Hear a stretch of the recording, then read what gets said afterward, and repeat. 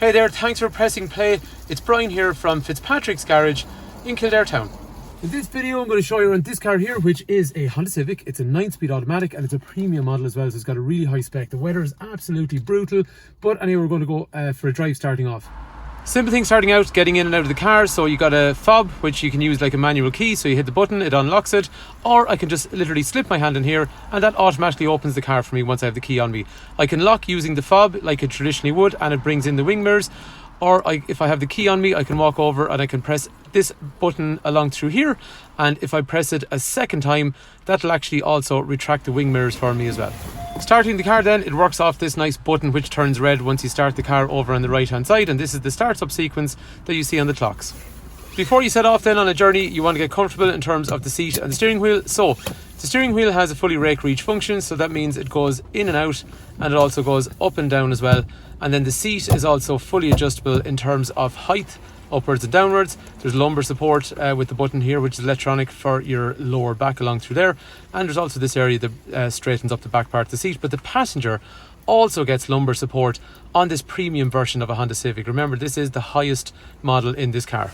For me, when I get going, I'd normally go into the radio and I just set up things like navigation first of all, and I'm going to have a better look at that radio in a little while when we get back from the drive as well. After that then, the other thing I'd set up is heated seat on a day like today because it is quite cold, and I'd also set up the climate to have the air circulating around the cabin in the various areas I wanted, and it's really nice to use. It's touch and swipe and very, very easy and bright to use.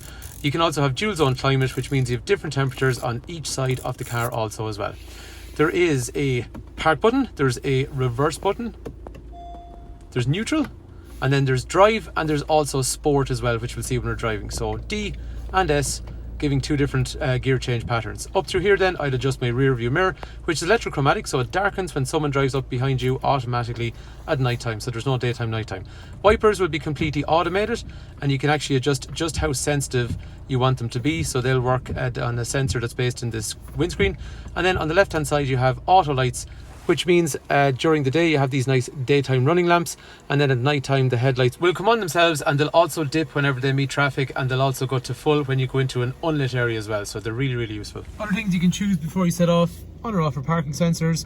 You can have this here, which is a lane change warning, which essentially means if you drift across the white line without using an indicator, it'll vibrate the steering, and it'll also give you a visual display and also a beep for an audio display as well, just to warn you that you're after drifting across the white line without using your indicator. Otherwise, after that then, traction control is always set to stop the front wheels spinning and keeping the traction control system, which is keeping the car in check on a wet roundabout. And down through here then you have collision mitigation, which under 32 kilometers an hour, if you don't touch the brake pedal down here, the car will sense that you haven't touched the brake pedal, and it'll try and stop you from hitting the object that is detected under 32 kilometers an hour. So now you're ready to drive, hit the D button and we can pull out and we'll go for a drive on the road. One thing I found with these cars is they are really nice to drive because they're really comfortable, because they're automatic, but you also have that 9-speed gearbox as well, so they can be very interesting to drive. Most people that want to buy a car like this, they want a nice, economical, comfortable cruiser, and that car does that very well. But if you want to have a more engaged driving pattern, you also have these paddles on the steering to go down the gears, or on this side go up the gears, to make things just a little bit more involving and interesting. When you use the paddles to shift down, it basically means you're priming the gears and you're putting them back down into a more ready state, so when you floor the car, there's a lot more accessible power quickly, and it gets up through the gears so fast. And even if you don't want to use the paddles, see here, if I go to S, see the way the engine revolutions, basically you've actually dropped a gear, you've gone up a gear, so the car is much more ready. But if I hit D, then it goes into a more cruise mode. You can see the way the revolutions have dropped back down.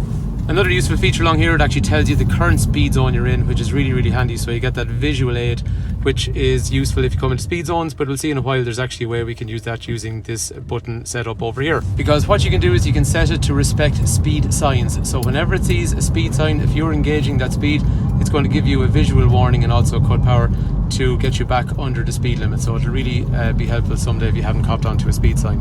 The other thing you can do is you can set cruise control down along through here, which means I set my speed. The car will maintain that speed for me, and that means I can take my foot off the pedal if I want to rest. And I also can also set even how far I want to stay behind the car in front. So if the car in front slows down, I will slow down. And this is low speed follow, which means if someone stops the traffic ahead of you, this car will stop without you using the brake pedal at all. This particular specification is what's called a premium, so it's just a really nice cabin. I suppose because it has that two-tone leather interior, and there's other features we're going to look around when we're looking in the front and the back of the car as well. One other cool feature that's really upmarket, it has this blind spot detection system. And what that does essentially is if there's someone on your quarter panel and you can't see them in your mirror and you kind of just can't see them in your visual field, it's warning you that you're just sitting in your quarter panel. So when you go to indicate out, that'll flash. It'll also give you an audio beep. But also when you're driving along at night, it's just something that'll catch your eye if you're thinking about changing lanes. So it's really, really cool. And actually that links up to the reverse camera. So when we're going backwards, we back up towards these cars here. Fine, you get your normal reverse camera for looking backwards, and you also get the parking sensors that are going to make noise, which basically gives you a warning here and also a warning here. And these are dynamic guidelines, so it gives you the trajectory of travel. But the difference on this one, because it's a premium, it also has, you see this side? So it's actually finding cars maybe that are passing along the road here, and they're outside my visual field. So it's telling you that something could be coming from this side or this side, even though you can't see them yet. You'd really see the advantage of something like that when you're actually reversing out into a blind road where you might have a ditch or something like that either side. So where your bum basically is hanging out more so, it's giving you some great warning before the car actually comes into your visual field. A couple of other things I forgot to mention over here then, we saw there was a lane change warning down here, but we also have a lane change assist. So if I hit that button there, you'll see up through here, it actually recognizes lines on the side of the road, and it actively moves the steering to try and keep you dead center. Another thing then is auto stop start. A lot of cars have this these days where it stops traffic lights. There's an econ function to regulate how aggressive your throttle position is in heating. There's an electronic handbrake. And the other thing is this one here, because the premium model, it actually has adaptive dampers which can stiffen the stroke in the shocks, and basically they don't move as much, which means they're much firmer, and it actually gives you improved performance when cornering. You'd really want to be pushing the car on to get on the normal road. I don't know if you're going to see this, but if you're on a track or something like that, you will. It actually, the car stiffens up quite a bit. A few other things, there is a USB connector, there is some drinks holders in here. When you switch it around, there's storage. You can put wires down here and they will go down into this area here, which is more storage, and it's also got HDMI and USB and a 12-volt socket over here on this side as well. And I think the pedals are pretty cool as well, because they're nice aluminium pedals, so they look nice and they feel nice to use. And in terms of Honda Connect then, the functionality that you're going to get on this is, like we saw already, reverse camera. Is going to have navigation that I was using, which is Garmin. You'll also have Apple CarPlay and Android Auto in here, so you can use Google Maps and Spotify and all that stuff. Audio in through here, phone, touch and swipe, and there's even things like an internet browser and stuff as well if you want. But you have to be stopped to use the internet browser. And then one of the coolest things in this car is it's got a big panoramic roof. So first of all, I can cover it over with this netting, and these are the controls up here, so I can tilt it, or I can also slide it as well if I want. And driving on a nice evening, it's lovely when you have the roof open like that. It just totally changes the interior of the car. And sometimes people also like the fact that the roof is black, because there's lots of black on the outside of the car, as we can see.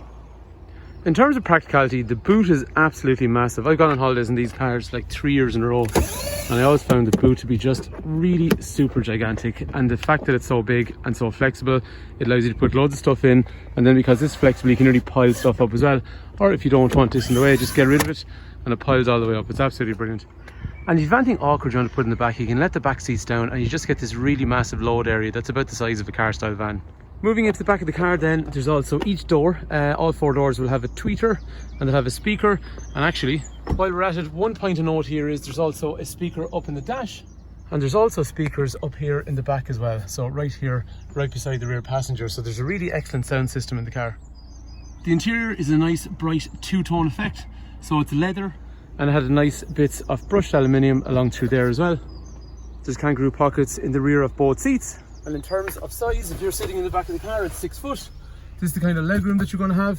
Be sitting behind yourself, that is, and this is the kind of headroom that you're going to have as well. And all the windows are tinted, which is really useful, especially if you have young kids as well. And then we've also seen the cabin on the front as well. Again, leather seats in a two-tone effect, and they're nice heated seats too. And we've seen already there's lots of safety features, but there's driver's airbag, passenger airbag. Both sides have curtain airbags up high, both sides have airbags in the seat. And there's even head restraints here which are anti-whiplash, so what you can do is you can let them back, but if you want, you can bring them forward, and just means your head doesn't travel as far back in the event of an accident.